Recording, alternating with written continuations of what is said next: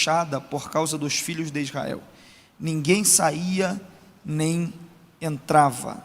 Ora, Jericó estava rigorosamente, pode falar fechada, rigorosamente, mais uma vez, rigorosamente, ninguém saía porque Jericó estava, ninguém entrava porque Jericó estava. Versículo 10 do capítulo 5, que é o capítulo anterior, é uma informação preciosa. Olha aí, versículo 10 do capítulo 5. Estando, pois, os filhos de Israel acampados em Gilgal, celebraram a Páscoa no dia 14 do mês à tarde, nas campinas de Jericó. E ao outro dia, depois da Páscoa, nesse mesmo dia, comeram do fruto da terra, pães asmos e espigas tostadas comeram. E cessou o maná no dia seguinte, depois que comeram do fruto da terra.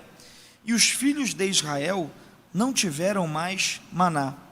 Porém, naquele mesmo ano, comeram das novidades da terra de Canaã. E você diz amém pela palavra do Senhor.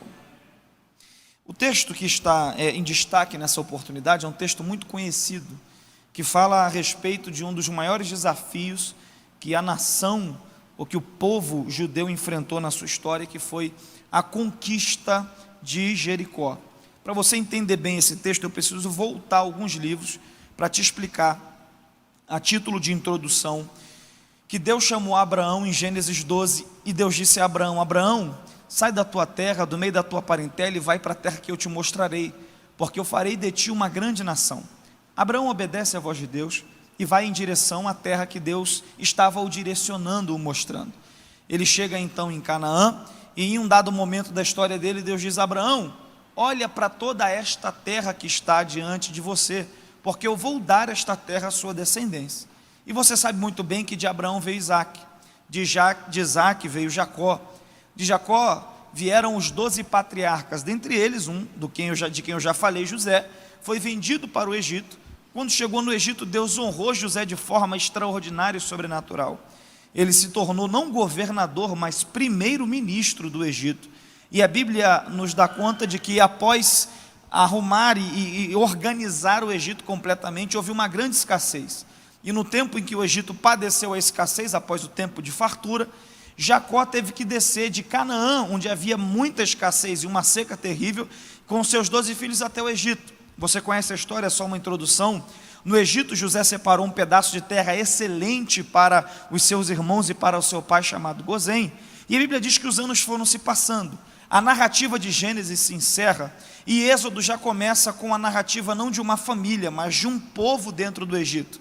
Eles foram crescendo, se multiplicando, e se tornaram um povo muito forte dentro do próprio Egito.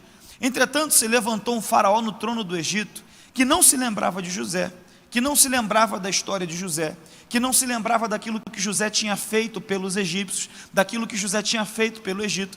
E esse faraó começou a ver o crescimento do povo e começou a temer muito esse crescimento. E a Bíblia diz que ele começou a oprimir o povo. É interessante que a Bíblia diz que quanto mais ele oprimia, mais ainda o povo crescia.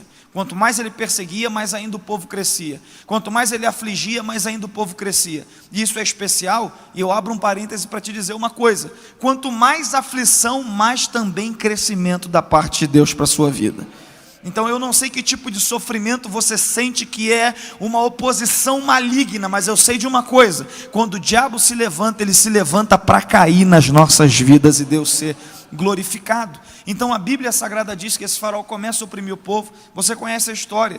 Deus levanta, após o povo muito clamar, um grande libertador que foi Moisés. Pelas mãos de Moisés, Deus envia cerca de 10 pragas no Egito. Antecedendo a 10ª praga, Deus diz a Moisés: você vai fazer uma festa, e vocês vão sair do Egito com festa. A orientação para Moisés é a seguinte: vocês vão pegar um animal, um cordeiro ou um cabrito, e vão guardar este animal do 1º ao 14º dia. E aí no 14º dia, vocês vão assar esse animal no fogo, vão fazer um assado dele, um churrasco dele. E a carne vocês vão comer completamente, todas as partes. Só tem uma coisa: vocês não vão jogar fora o sangue. e nem vão beber o sangue. O sangue vocês vão marcar ao redor das portas, e após marcar as portas eu vou fazer algo espiritual, disse Deus a Moisés. Deus falou, vocês vão marcar as portas dos hebreus e daqueles que creem em você como profeta com sangue, porque à meia-noite, disse Deus a Moisés, eu vou passar por cima da terra do Egito, e aonde eu não ver a marca do sangue, a morte vai entrar. Aonde eu não ver a marca do sangue, o primogênito vai morrer. Aonde eu não ver a marca do sangue, vai haver luto, vai haver derrota, vai haver morte. Mas aonde eu ver a marca do sangue, disse Deus a Moisés, a morte não vai entrar. Aonde eu ver a marca do sangue, o primogênito não vai morrer. Eu não sei você, mas eu creio que Deus está marcando a nossa casa com a marca do sangue do Cordeiro. Aleluia, enquanto você está aqui, Deus está marcando a tua casa com a marca do sangue do Cordeiro.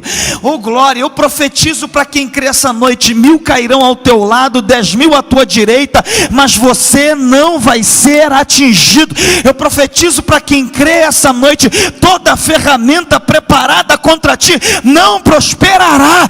Enquanto você adora aqui, Deus marca a tua casa com a marca do sangue do Cordeiro. Aleluia, aleluia. Então a Bíblia diz que naquela noite eles marcaram as portas com sangue, e Deus passou por cima do Egito e permitiu que a morte entrasse na casa dos egípcios. Diz a Bíblia que após isso Faraó libertou o povo. É só uma introdução para você lembrar.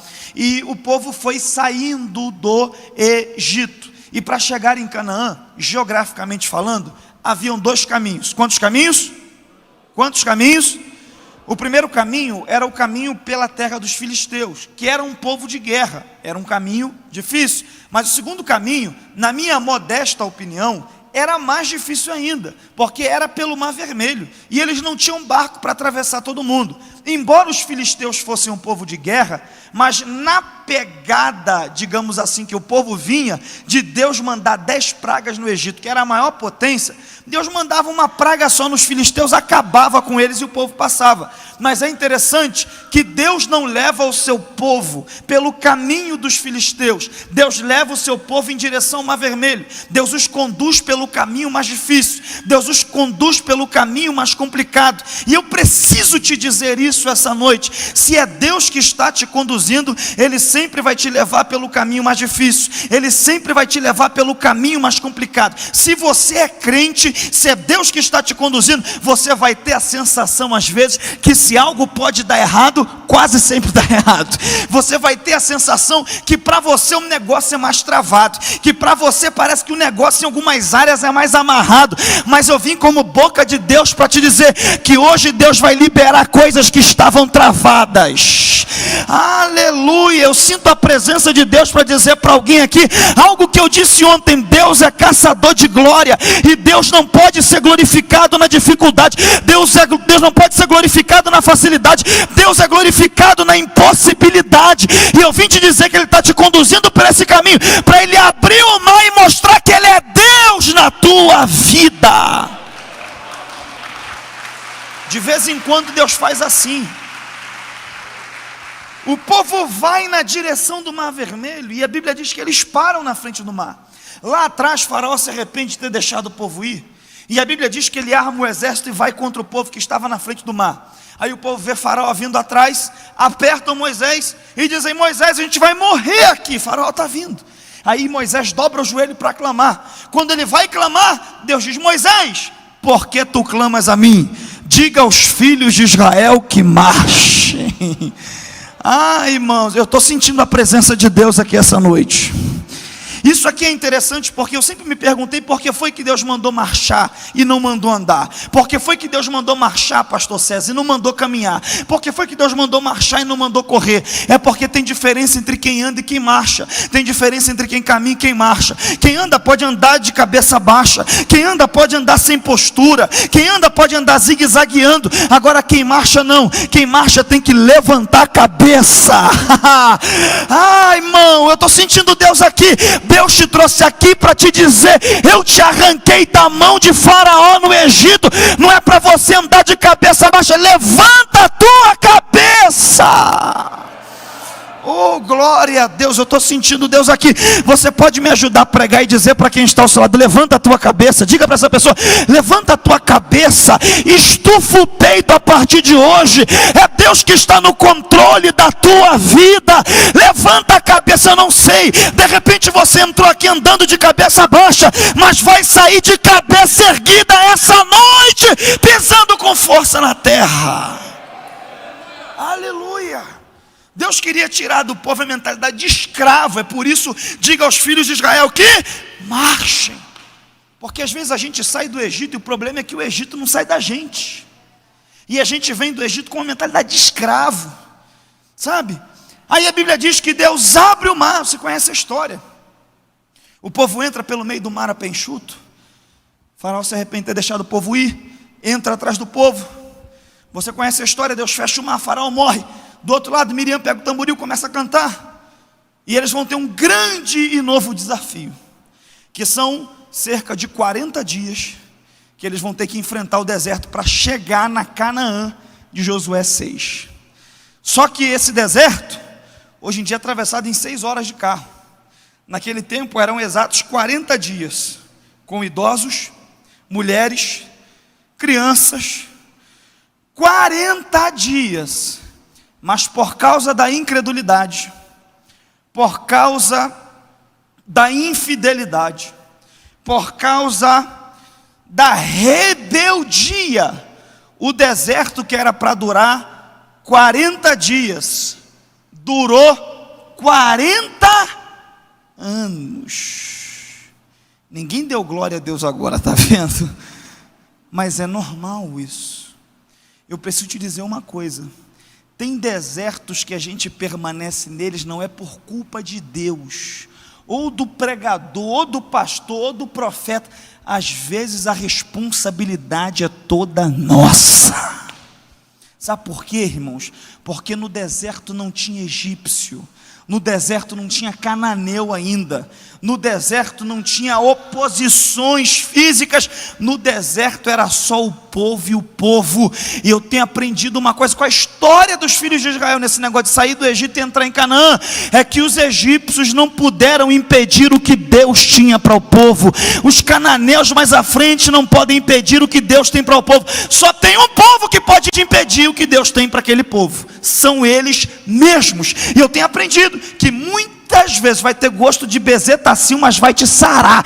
Muitas vezes a responsabilidade é toda nossa, e a gente fica colocando no colo de outros para não mudar certas coisas que a gente precisa mudar, para não mudar comportamentos que a gente precisa mudar. Deus me trouxe aqui nessa noite com a palavra profética para te dizer: muda de postura, que Canaã te aguarda. E aí o povo fica no deserto 40 anos. Nesses 40 anos, Deus vai substituir Josué por Moisés. Melhor, Moisés por Josué. E Josué tem essa incumbência. Quando Moisés parte, o povo fica mais de 40 dias de luto por Moisés. E agora eu já estou na narrativa de Josué capítulo 1. É quando Deus aparece para Josué e diz aquele texto lindo que você já sabe: esforça-te, tem de bom ânimo, eu farei você herdar a terra prometida e colocar esse povo lá dentro. Mas Josué estava abatido por causa do luto da morte de Moisés.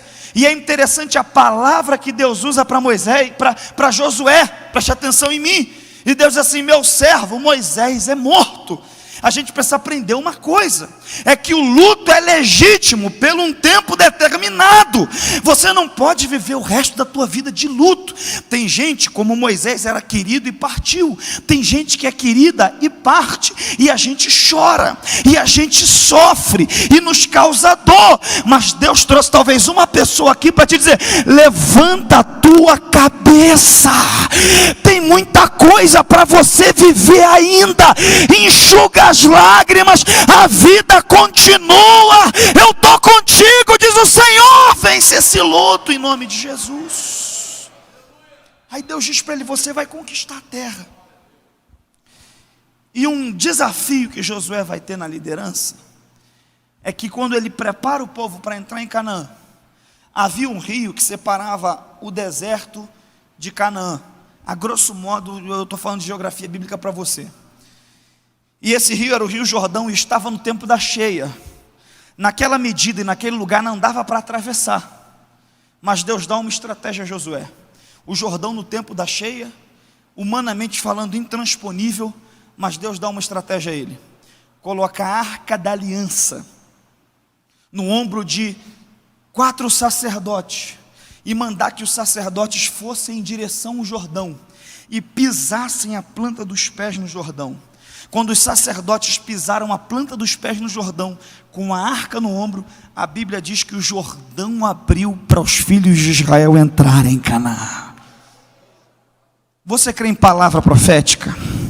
Deus te trouxe aqui para te dizer que Ele está esperando você dar o primeiro passo pela fé no Jordão, que Ele vai abrir o rio para você passar. Aleluia, eu vim aqui como boca de Deus dizer para alguém: procura aquele contrato que Deus vai abrir o Jordão para você passar. Entra naquela concessionária que Deus vai abrir o Jordão para você passar. Eu não sei para quem é essa palavra, quem tiver fé pega ela. Procura aquele imóvel que Deus vai abrir o Jordão e você vai comprar. Dá o primeiro passo pela fé que Deus garante. Ah, irmão, eu estou sentindo a presença de Deus aqui. Tem mais alguém aqui essa noite sentindo a presença dEle? Aleluia. Enquanto você olhar a força da correnteza, enquanto você olhar a profundidade do rio, enquanto você ficar olhando situações externas, enquanto você ficar dando ouvido ao noticiário de Globo, nada vai acontecer. Mas quando você der o primeiro passo pela fé, Deus vai garantir o resto da tua caminhada. Dá o primeiro passo pela fé. Dá o primeiro passo, irmão. Quando eles deram o primeiro passo, o Jordão abriu. Eles entraram em Canaã. E agora tem uma conquista pela frente. E a primeira cidade que eles vão tentar entrar para conquistar é já a cidade mais difícil. Capítulo 6, o verso 1. Ora, Jericó estava rigorosamente fechada. Josué prepara o exército. Josué tem homens preparados. Já havia feito a circuncisão neles. Tem homens armados, treinados. Josué é um homem capaz. E isso aqui é uma conjectura que eu penso. Eu penso que a mente de Josué era a seguinte: é plausível isso. Jericó vai abrir os portões, o exército de Jericó vai sair, porque foi isso que aconteceu com todas as outras cidades, e a gente vai guerrear exército com exército. Deus vai nos dar vitória, e a gente vai tomar posse de Jericó. Provavelmente era essa a ideia dele, porque foi isso que se repetiu com todas as outras conquistas praticamente. Só que com Jericó é diferente, porque Josué se depara com uma Jericó completamente fechada. De acordo com o dicionário bíblico Wycliffe, Jericó tinha 2 muralhas, uma muralha externa, a outra muralha interna. As muralhas de Jericó tinham de 8 a 10 metros de altura, de 6 a 8 metros de largura, de grossura. A muralha era tão grossa e tão espessa, que as pessoas faziam casas em cima das muralhas. Prova disso é que a prostituta Raabe tinha uma casa em cima da muralha. E Jericó tinha 4 portões de bronze. Então, imagine a cena. E Josué tem promessa de Deus. Josué atravessou o Jordão. Josué venceu o luto da morte de Moisés. Josué saiu do Egito. Josué fez tudo que Deus mandou ele fazer. Mas quando ele vai para conquistar Jericó, os portões de Jericó estavam fechados. Ninguém entrava para conquistar nada, porque os portões estavam. Ninguém podia sair para guerrear contra ele, porque os portões estavam.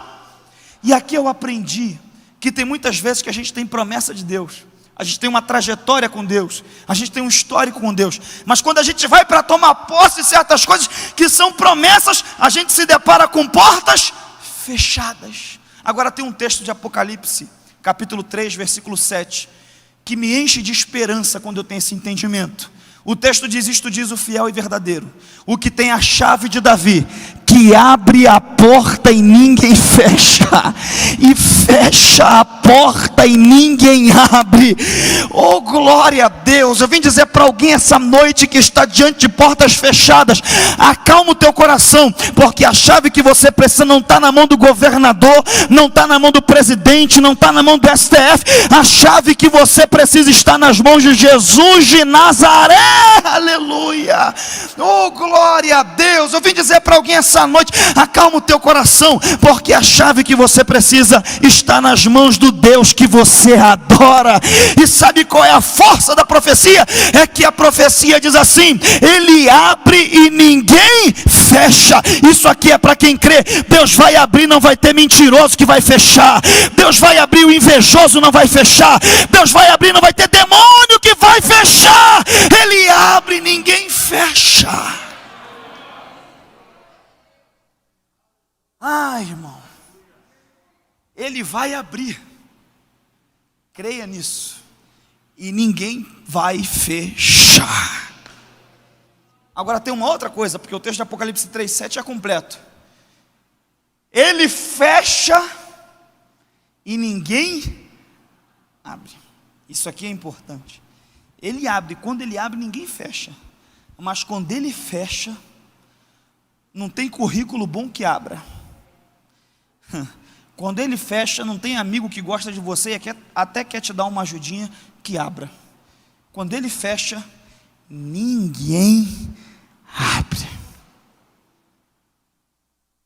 E eu quero que você pense sobre isso, porque se Deus tem a chave de todas as portas e Jericó está fechada, é porque não apenas os moradores de Jericó resolveram fechar, mas é porque o próprio Deus permitiu a porta ser fechada. E eu quero caminhar com você nesse entendimento. Sabe por quê? Porque se o deserto é a escola de Deus, a porta fechada é a faculdade de Deus para as nossas vidas. E eu quero compartilhar com você algumas lições a respeito dessa porta fechada. A primeira delas é que se a porta estivesse aberta, o exército de Jericó ia sair, ia guerrear com o exército de Josué. Provavelmente ele iria vencer. E eu não estaria pregando hoje sobre Jericó. E você não conheceria aquele hinozinho antigo infantil: vem com Josué lutar em Jericó, Jericó, Jericó. Preste atenção no que eu vou te falar. Deus permitiu a porta fechar porque Ele queria derrubar a muralha e operar um milagre maior. 3 pessoas receberam, eu vou repetir: Deus só fecha uma porta quando quer derrubar uma muralha.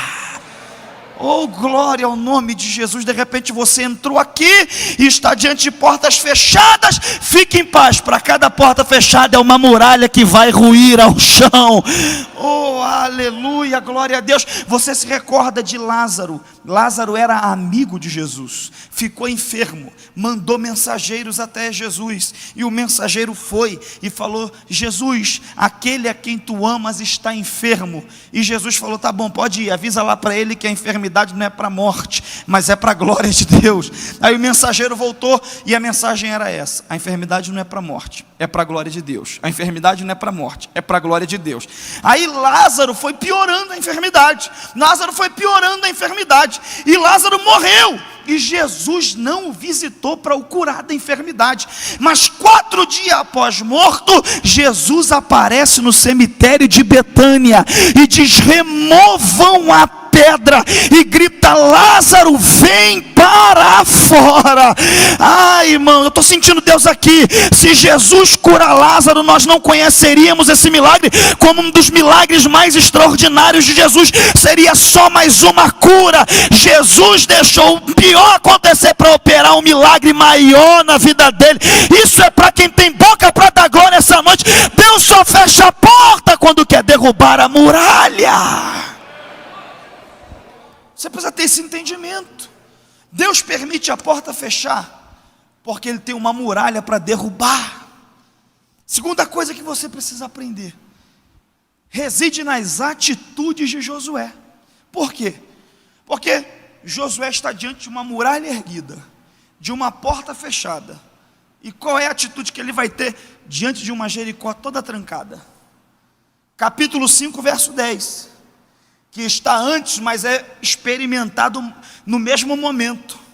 Capítulo 5, verso 10 diz assim: estando, pois, os filhos de Israel acampados em Gilgal, nas campinas de Jericó, o que eles fizeram? Isso é lindo. O que eles fizeram? Isso aqui é coisa de crente. O que? A porta fechada, a muralha erguida, Josué juntou o povo e falou: a gente não vai murmurar, a gente não vai reclamar, a gente não vai desistir. O que a gente vai fazer? Nós vamos celebrar. Irmão, sabe por que isso é lindo? Porque o ímpio só celebra quando tem dinheiro no bolso, quando a conta está rechonchuda, quando está tudo dando certo. Agora o crente não, às vezes a coisa está dando errado, a conta está no lins, não é nem no zero, está devendo o banco, naqueles juros terrível, mas você vive uma vida de celebração. Oh, aleluia, glória a Deus. Eu sinto a presença de Deus aqui, e eu vim dizer para alguém: seja como Abacuque, que dizia: ainda que a figueira não floresça, que nos currais não haja vaca, que o produto da oliveira minta, que as ovelhas da malhada sejam arrebatadas, todavia eu me alegrarei no Senhor, exultarei no Deus da minha salvação. Eu celebro a Deus independente da situação e da porta. A gente precisa ter um viver assim. A gente precisa celebrar independente de circunstâncias. Porque a gente não adora a Deus pelo que Ele faz. A gente adora a Deus pelo que Ele é, primeiramente. Você se lembra de Jó? Jó tinha perdido tudo. A única coisa que ele não perdeu foi a mulher. Ela ficou do lado dele e falou em um dado momento da enfermidade: amaldiçoa teu Deus e morre. Ele olhou para ela e falou: como loucas fala tu, receberei o bem de Deus e não aceitarei o mal? Deus me deu, Deus tomou, louvado seja o nome do Senhor. Irmãos, o convite essa noite é você viver uma vida de celebração independente de circunstâncias materiais. Você precisa entender que a vida não se resume à matéria. É por isso que eu celebro. Eu tenho dentro de mim a esperança da eternidade. Eu tenho dentro de mim a esperança de que a minha vida está no controle do Criador dos céus e da terra. Viva uma vida de celebração independente de circunstâncias. Eles celebram com a porta fechada. Eles celebram. Uma outra atitude de Josué é que ele celebra, não é uma festa qualquer. O texto aí diz que ele celebra me ajuda aí, ele celebra a Páscoa. Por que ele celebra a Páscoa e não celebra o ano do jubileu? Por que ele celebra a Páscoa e não celebra uma outra festa qualquer? A Páscoa, até então, tinha sido uma festa celebrada 2 vezes apenas. A primeira na saída do Egito, eu falei aqui, e a segunda no pé do monte, quando Deus havia mandado os 10 mandamentos. Então preste atenção, essa é a 3ª vez que a Páscoa vai ser celebrada. E por que Páscoa? Por que Páscoa? É porque Josué estava diante de uma muralha de mais de 8 metros de altura, e o nome Páscoa foi dado na fala de Deus para Moisés. Deus disse assim: eu vou passar por cima da terra do Egito. E na fala de Deus, eu vou passar por cima, ficou o nome da festa. Páscoa, que vem do hebraico Pessa. Até hoje os judeus comemoram Pessa, que significa passar por cima. Aleluia. E eu não sei se você já pegou e já entendeu, mas eu vim te dizer que diante de uma muralha de mais de 8 metros, Josué junta o povo e diz: vamos celebrar o quê? A Páscoa. Irmão, por quê? Porque vem do hebraico Pessa, que significa o quê? Deus passa por... O que Josué está querendo dizer é o seguinte: a muralha pode ser grande, mas a gente vai celebrar e Deus vai passar por cima. Irmão, olha, é uma consequência de celebração. Quando você celebra aqui, Deus passa por cima lá fora. Quando você celebra, Deus passa por cima. Você lembra de Davi e Golias? É épico esse encontro. talvez é um dos encontros mais falados, Davi e Golias. Até quem não é crente conhece.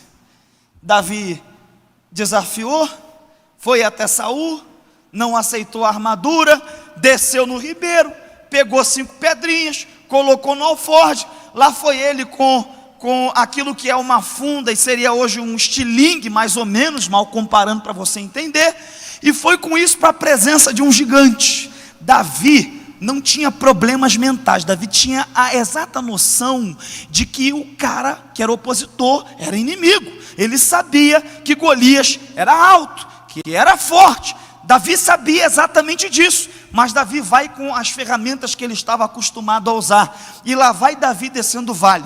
Quando Golias olha, Golias diz: eu sou algum animal para você vir a mim com pedaço de pau, com pedra, com estilingue, com funda? E Davi olha para ele e diz: tu vens a mim com escudo e com lança, mas eu vou contra ti em nome do Senhor dos exércitos. Irmão, isso é precioso demais. Aí a Bíblia diz que Davi se apressa a ir ao gigante, gira a pedra e lança ela. A Bíblia diz que a pedra bate na fronte de Golias. Preste atenção no que eu vou te dizer. A Bíblia diz que Golias caiu de frente no chão, de cara no chão. Se você está em pé ereto e você toma uma pedrada com muita pressão, a posição natural é você cair para trás, mas Davi lançou a pedra e Golias caiu para frente. Era Deus mostrando: Davi, você só jogou a pedra, mas quem passou por cima foi eu, por isso que ele caiu para frente. Eu vim te dizer essa noite: se você celebrar, Deus vai passar por cima. Eu não sei o tamanho do gigante, eu não sei o tamanho da dificuldade. De repente alguém já falou para você: isso foi para a mão do juiz, já era, alguém vai embargar. Mas eu vim te dizer que Jesus é médico dos médicos, juiz dos juízes, Senhor sobre tudo e todos. Celebra que Deus passa por cima. Aleluia. Deus vai passar por cima, irmão. Você está no culto da segunda-feira e eu vim profetizar isso: Ele vai te dar vitória e vai passar por cima. Ele celebra a Páscoa. E após isso, o texto diz que cessa o maná. Cessou o maná, e comeram do trigo da terra do ano antecedente, ou das novidades da terra de Canaã. É interessante isso aqui, porque são 2 tipos de provisão diferentes: maná e novidade da terra. Quando você celebra, Deus muda você de fase espiritual. Você vai sair do maná e vai entrar na fase da novidade da terra de Canaã. O que era o maná? O maná era a provisão da necessidade. O povo não tinha o que comer e Deus mandava o maná. Agora imagina você comendo 40 anos a mesma coisa praticamente todo dia, de forma ininterrupta. Pode ser até, sei lá, uma picanha, arroz com brócolis e batata frita. Mas 40 anos, de manhã, de tarde e à noite, ninguém aguenta na mesma comida.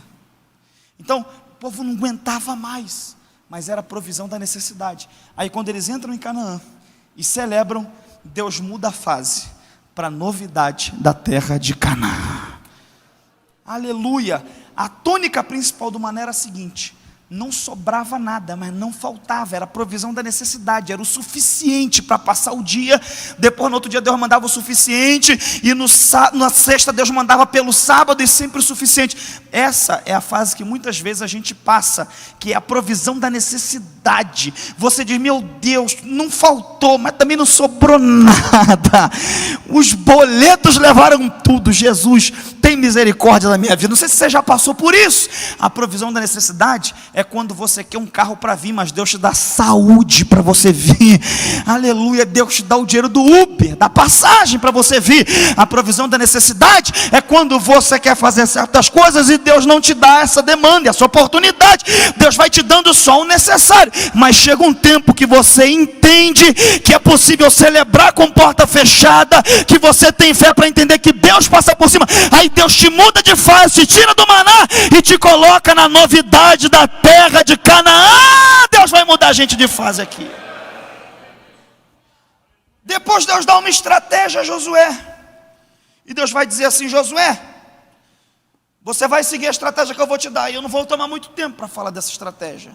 7 voltas ao redor da muralha, no sétimo dia, uma volta por dia, no sétimo dia, 7 voltas. E ele vai seguir o passo a passo de Jeová. E o final, eu já disse no começo, a muralha vai cair. Irmão, eu enfrentei uma situação como essa, de portas fechadas e muralhas caindo. Eu lembro que há 10 anos atrás, 10 não, 11, eu conheci aquela que hoje é minha esposa, e eu me recordo que eu vi ela na frente da igreja, e eu solteiro, eu olhei para ela olhou para mim, aí eu olhei de novo para ela olhou de novo para mim, e eu falei, tem mistério aí, glória a Deus. Aí na época, não sei quem lembra, existia um falecido Orkut, e aí eu lembro que eu fui no Orkut, estou falando que Deus fecha uma porta para derrubar uma muralha. Aí no Orkut eu peguei uma outra coisa também que já faleceu dela, MSN. Eu não sei quem aqui lembra dessa época do MSN. Aí peguei o MSN dela e comecei a conversar. Aí daqui a pouco a gente começou a orar. Aí daqui a pouco a gente começou a namorar. Com 3 para 4 meses de namoro, as coisas começaram a esquentar. Porque hormônio não é demônio, nunca se converte. Você pode ser crente, pode ir para o monte, pode viver de jejum, pode viver de joelho, se não vigiar dá ruim. E aí as coisas começaram a esquentar, e eu fui orar a Deus, e buscar conselho com alguns sábios homens de Deus. Eles falaram para mim, Bruno, você tem que resolver, se você quer casar, ou se você quer continuar correndo risco. Aí eu fui nela, e falei assim, olha, eu acho que a gente precisa tomar uma decisão, ou a gente termina esse relacionamento, ou se você estiver disposta, a gente casa. Ela falou, eu quero casar. E eu disse, glória a Deus. Eu era mais caidinho, falei, Jesus, milagre está acontecendo. E aí eu me recordo que eu falei para ela assim, mas você tem algum recurso? E ela falou, eu tenho algum. Eu falei, eu também tenho algum, mas pouquinho. E ao todo, o dinheiro que eu tinha, que ela tinha, era cerca de 12 mil reais. Eu já caminho para encerrar. E eu falei para ela, então a gente vai tentar casar com esse dinheiro. Eu falei para ela, você quer festa? Ela falou, não preciso de festa. Eu falei, então a gente tenta comprar uma casa. Irmão, com 12 mil comprar uma casa, há 10 anos atrás, quase 12 anos atrás, 11 mil reais era muito mais dinheiro do que é hoje, obviamente. Eu acho que, fazendo uma conta ruim, levando em consideração a inflação, seria hoje uns 20 mil reais. Ou 18 mil reais, por aí. E eu me recordo que eu falei com ela, vamos procurar uma casa. E a gente começou a procurar uma casa. Só que, irmão, com 12 mil a gente só achava casa em favela. E eu não sei você, mas eu nasci com um defeito de fabricação, muito bom gosto e pouco dinheiro. E a gente começou a procurar casas que estavam além daquilo que a gente podia, só nos 12 mil. E eu me recordo que a minha esposa começou a ver financiamento. Eu falei, opa, é uma possibilidade. E na época o governo tinha lançado um negócio aí de subsídio, não sei se esteve aqui em Brasília, de 35 mil para quem tinha uma determinada faixa de renda, e a gente encaixava nessa faixa de renda. Eu disse, glória a Deus. Aí a gente foi procurar uma casa, achamos uma casa no centro de Campo Grande, que era o bairro que eu morava anteriormente. Achamos uma casa de 2 andares, uma garagem ampla na frente, um quintal atrás, a cozinha toda planejada, muitos móveis planejados na casa, uma sala ampla, banheiro embaixo, a cozinha ampla, os 2 quartos grandes em cima, suíte. E eu lembro que eu fiquei apaixonado pela casa, era muito próximo do centro, muito próximo da igreja que eu congregava. E eu lembro que eu ia andando pela casa e botando a mão na parede, dizendo, eu tomo posse, eu tomo posse, eu tomo posse. Deixa eu abrir um parêntese para te dizer uma coisa, aquilo que está à venda, coloca a tua mão e toma posse, que Deus pode te dar. Aí eu fui dizendo, eu tomo posse, eu tomo posse, eu tomo posse. E o corretor olhou para mim e falou, você é macumbeiro, é? Falei, não, eu sou crente. Ele falou, então você gostou, vamos fazer negócio? Eu falei, vamos. Aí ele falou, quanto vocês têm? Eu falei, não, fala primeiro quanto dá para fazer. Aí ele, não, fala quanto vocês têm. Eu falei, fala quanto dá para fazer.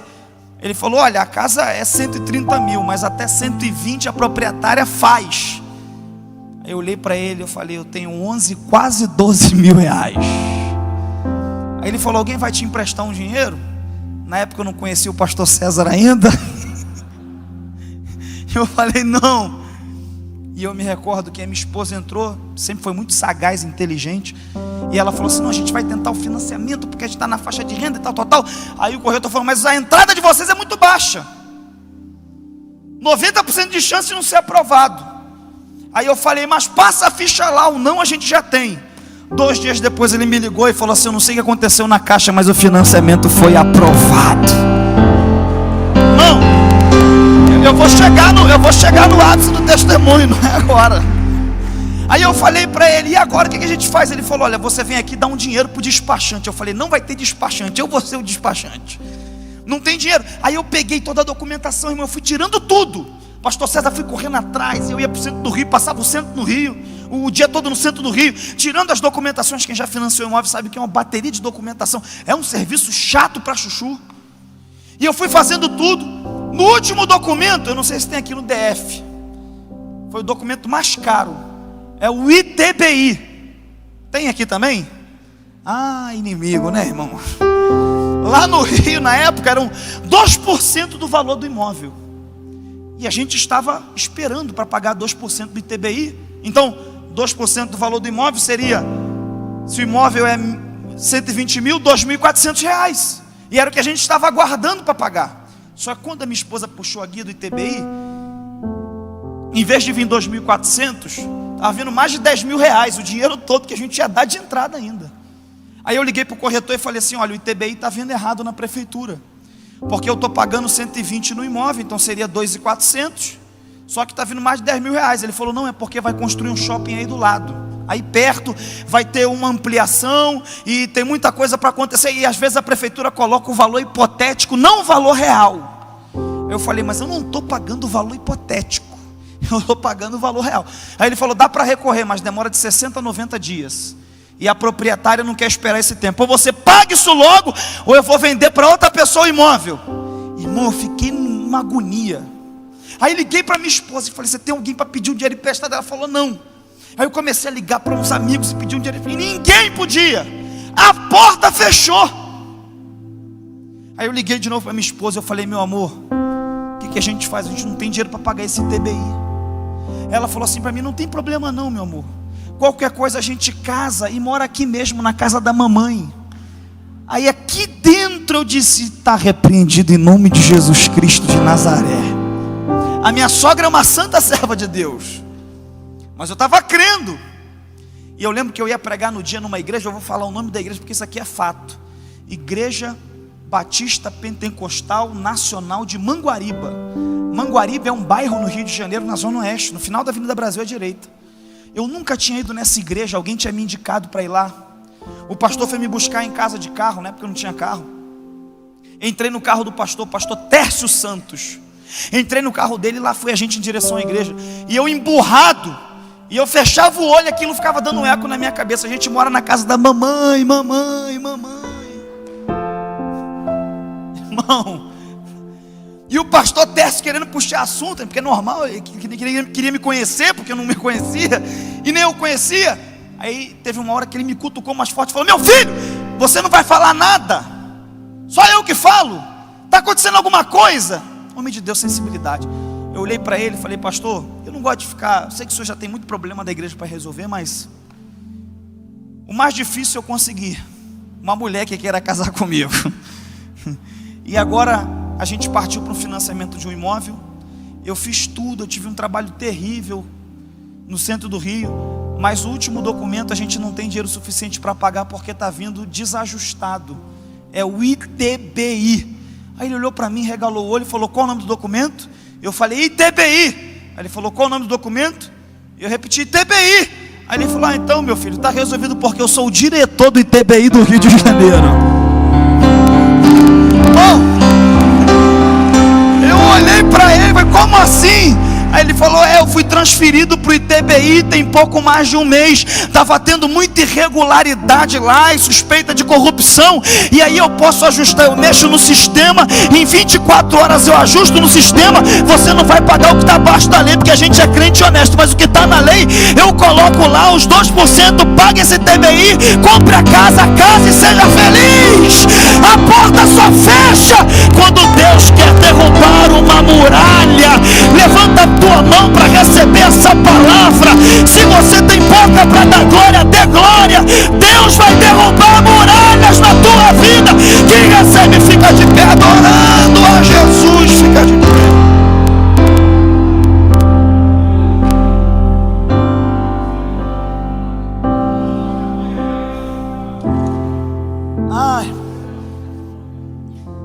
Eu não sei como você entrou aqui, mas eu vim profetizar para quem crê. Deus vai te surpreender. Oh glória, irmão. Brasília é bonito, mas eu não vim fazer turismo em Brasília. Eu vim ser profeta para Derreg e te dizer: Deus tem um caminho. Ele vai derrubar a muralha e vai glorificar o nome dele na tua vida. Deus deu toda a estratégia. Deus vai te dar uma estratégia. Deus tem uma Canaã para você conquistar, e você vai conquistar. Eu vou devolver aqui de direito, mas eu preciso te falar uma coisa. Deus tem bênçãos para a nossa vida, mas você precisa entender que melhor do que receber uma bênção de Deus é receber, melhor do que receber uma bênção, é receber o abençoador no teu coração, porque Ele é a fonte. E de repente você entrou aqui essa noite e você não é cristão, ou está afastado dos caminhos do Senhor, e quer entregar a sua vida hoje para Jesus, ou voltar para Jesus. Se você entrou aqui e você está diante de situações que, humanamente falando, são intransponíveis, só Deus pode te ajudar. E você quer hoje fazer uma aliança com esse Deus, levanta a sua mão assim para eu te conhecer. Você quer voltar para Ele, ou entregar a sua vida para Ele? Pastor, eu quero voltar para Ele. Levanta a sua mão lá em cima para eu te conhecer, em nome de Jesus. Glória a Deus. Eu estou vendo uma pessoa lá atrás. Tem mais alguém? Que hoje você sabe que só Deus na sua vida, e você não é crente, ou está afastado dos caminhos do Senhor. Levanta a sua mão lá em cima para eu te conhecer, a mão direita, em nome de Jesus. Você que levantou a mão, preste atenção em mim. Eu quero te fazer um convite. Você quer vir à frente hoje e receber o abençoador no teu coração? Sai do teu lugar e vem à frente, que eu quero orar por você. Glória a Deus. Glória a Deus. Glória a Deus. A igreja fecha os olhos em nome de Jesus. Você quer voltar hoje para esse Deus? É hoje a sua oportunidade. Melhor do que receber uma bênção. Olha, irmãos, a gente fala muito isso, e é verdade. Deus tem bênçãos para nós, mas melhor do que receber uma bênção é receber o abençoador no seu coração. Melhor do que um presente é um relacionamento com Deus. Uma porta, uma bênção, isso é muito pouco. Deus tem vida eterna para você, comunhão, perdão de pecados. Deus tem mais para você do que as tuas demandas presenciais e emergenciais. Então, fecha os teus olhos, coloque a mão no teu coração em nome de Jesus. Tem alguém que queira voltar para Jesus hoje, ou entregar sua vida para Jesus? Coloca a mão no seu coração. Que Deus te abençoe. Feche os seus olhos. Que essa palavra fique cravada no seu coração. Que você saia daqui entendendo que Deus só fecha uma porta quando quer derrubar uma muralha. Que você saia daqui entendendo que se portas se fecharam, não foi fulano, beltrano ou ciclano, foi Deus que permitiu primeiramente. E se Ele permitiu, Ele tem lições para te ensinar. E que lições? É que Ele tem uma muralha para derrubar. é que Ele quer que você aprenda a celebrar a Ele, independente da situação da porta. É que Ele quer que você entenda que Ele é poderoso para passar por cima. Que essa palavra fique gravada no seu coração. Senhor, em nome de Jesus, que essa noite seja uma noite de muralhas irem ao chão. Senhor, eu creio que na semana que vem nós vamos ter grandes testemunhos de milagres aqui sendo contados, porque enquanto nós celebrávamos aqui, muralhas já caíram lá fora. Ó Deus, em nome de Jesus, eu creio que na semana que vem nós vamos ter testemunhos extraordinários aqui.